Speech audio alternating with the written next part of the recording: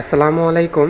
তো সকাল থেকেই বৃষ্টি হচ্ছে, তুমুল ঝড়ে বৃষ্টি হচ্ছে। আসলে বৃষ্টি ছাড়ার কোনো নামই নিচ্ছে না। তো এই বৃষ্টির ভিতরেই আমাদের কাজ করতে হচ্ছে। আসলে আমার আব্বু মূলত এই কাজগুলো করে এবং বেশিরভাগ সময় আমার আব্বু করে। হ্যাঁ, আমরা তেমন একটা করি না।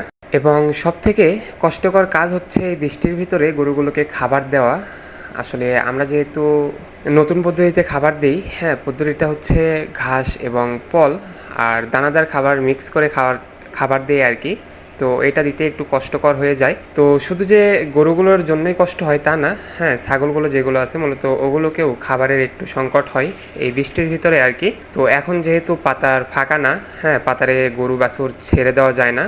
তো এই কারণে আরও সমস্যাটা বেশি হয়েছে। আর ঘাসের কথা যদি বলি, আমাদের ঘাসগুলো এই বৃষ্টির কারণে, হ্যাঁ, অতিরিক্ত হয়ে পচে যাচ্ছে।